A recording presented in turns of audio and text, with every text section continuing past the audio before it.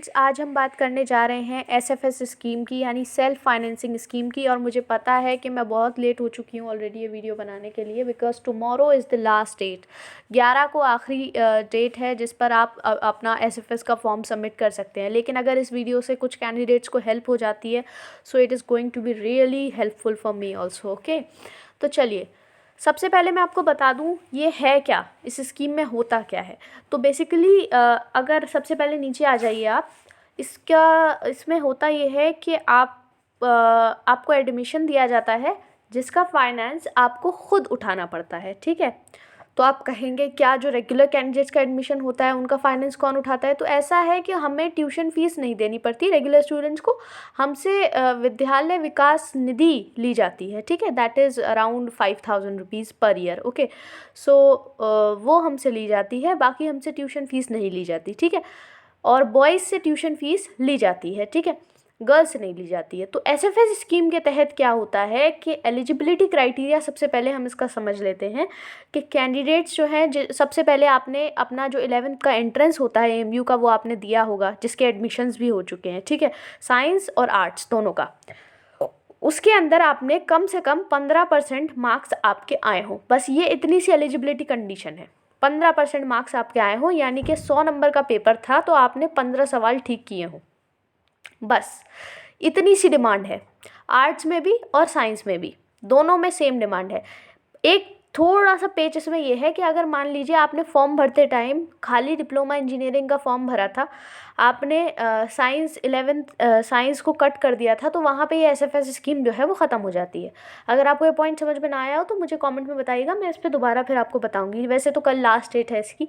ठीक है, तो अगर कोई कैंडिडेट को एडमिशन ऑफ़र किया जाता है डिप्लोमा इंजीनियरिंग में और वो एसएफएस के लिए अप्लाई करता है, तो उसको एडमिशन नहीं दिया जाएगा अंडर एसएफएस। क्यों? क्योंकि उसको ऑलरेडी रेगुलर में एडमिशन दे दिया गया है। ठीक है, एक और चीज़ है कि आप आर्ट्स में भी सेम सीन है, 15% मार्क्स आपके आने चाहिए, मेन जो आपका टेस्ट होता है उसमें आने चाहिए। इसके अलावा आपको अगर ऑलरेडी आर्ट्स के रेगुलर बैच में एडमिशन दे दिया गया है तो फिर आपको इसमें एडमिशन नहीं मिलेगा।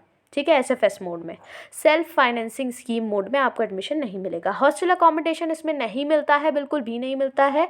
और ऑलरेडी अगर आप एक इंटरनल थे क्लास 10 तक और आपको मान लेते हैं कि 11th में आपका एडमिशन नहीं हुआ, अब आप एसएफएस के लिए अप्लाई करना चाह रहे हैं सेल्फ फाइनेंसिंग स्कीम के लिए, तो उस केस में फिर आपका क्या होता है, आपको हॉस्टल अकोमोडेशन नहीं मिलता। दूसरी चीज़ ये कि ऑलरेडी जो आपने एक रूम ले रखा है उसको भी आपको खाली करना पड़ रहा है। मतलब रूम से मतलब आपका जो भी अकोमोडेटेड सीट है हॉस्टल की, वो आपको वैकेट करनी पड़ेगी, आपको खाली करनी पड़ेगी। आगे बढ़ते हैं, इसकी फ़ी कितनी है, जो सबसे बड़ा इम्पॉर्टेंट पॉइंट है, क्योंकि यहाँ पर फ़ीस ही जो है वो मेन चीज़ है, बाकी कुछ इतना इम्पोर्टेंट नहीं है, क्योंकि 15% मार्क्स तो ऑलमोस्ट सभी ले आते हैं, उसमें कोई ख़ास बात नहीं है। ठीक है, मेन चीज़ है फ़ीस, है ना। तो फीस है 25,000 रुपये, आपको एडमिशन के टाइम पे देने हैं, 25,000। ठीक है, 25,000 रुपये एडमिशन के टाइम पे देने हैं आपको।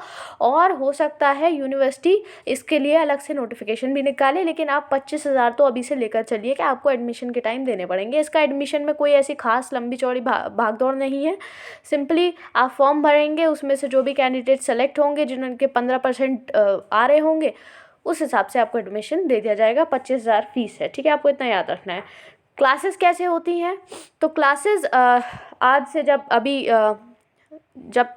तक हमारे स्कूल्स चालू थे, when I was in 10th, when I was in 12th, तो जब तो दोपहर में क्लासेस होती थी, जब हम लोग स्कूल से वापस आ रहे होते थे तो सेल्फ फाइनेंस वाले स्कूल में एंटर कर रहे होते थे। ठीक है, तो वैसे तो जनरल तरीका ये है, बट अभी कोविड चल रहा है और जो भी मामला हैं, तो हम नहीं कह सकते कब होंगी क्लासेस। वैसे जनरली इनकी 12 बजे से क्लासेस शुरू होती हैं सेल्फ फाइनेंस वालों की, और 4-5 बजे तक ख़त्म होती हैं। ठीक है, तो वो एक शिफ्ट सुबह लगती है, एक शिफ्ट शाम में लगती है। सुबह वाली रेगुलर और शाम वाली जो है वो एसएफएस स्कीम की होती है। फॉर्म कैसे भरा जाएगा? फॉर्म भरने का सिंपल सा तरीका है, ऑलरेडी जो फॉर्म आपने भर रखा है उसी के ऊपर आपको 250 रुपये और देने होंगे। एसएफएस मतलब आपके ऑलरेडी जो पे हो रखे हैं पैसे, वो तो अलग हैं। 250 रुपये आपको और पे करने हैं एसएफएस मोड के लिए जब आप अप्लाई करेंगे। और ये फ़ीस नॉन रिफंडेबल होगी, यानी इन केस अगर आपको सीट नहीं भी दी जाती है तो भी आपके 250 रुपये वापस नहीं होंगे। 250 rupees will not be refund in any case. Okay, आगे बढ़ते हैं। कैंडिडेट्स को आपको अपने जो पेमेंट डिटेल्स हैं वो अपने पास रखनी चाहिए, 250 रुपये की। ठीक है, ओके ओके चलिए आगे बढ़ते हैं। आप इसको फॉर्म को कब तक सबमिट कर सकते हैं? तो सेपरेट रजिस्ट्रेशन फॉर्म आपको सबमिट करना पड़ेगा सेल्फ फाइनेंस स्कीम में जब आप एडमिशन लेंगे फॉर साइंस एंड आर्ट्स। ठीक है, अगर आप आर्ट्स के लिए करना चाहते हैं तो अलग से फॉर्म करना पड़ेगा, साइंस के लिए करना चाहते हैं तो अलग से फॉर्म करना पड़ेगा। इसके अलावा आपका जो रजिस्ट्रेशन फॉर्म है वो आपको ऑनलाइन मोड में सबमिट करना है और 11 तारीख तक आपका कंप्लीट हो जाना चाहिए और एडमिशन की लिस्ट यहाँ पर आ जाएगी। तो 11 तारीख कल है। अगर अब भी कोई बच्चा इंटरेस्टेड है तो जा कर के वो अभी भी सबमिट कर सकता है। ठीक है, अभी भी थोड़ा बहुत टाइम है, कल तक का टाइम है, आप इसको कर सकते हैं क्योंकि उसमें time okay, thank you for watching this video and if you like then please subscribe to my channel.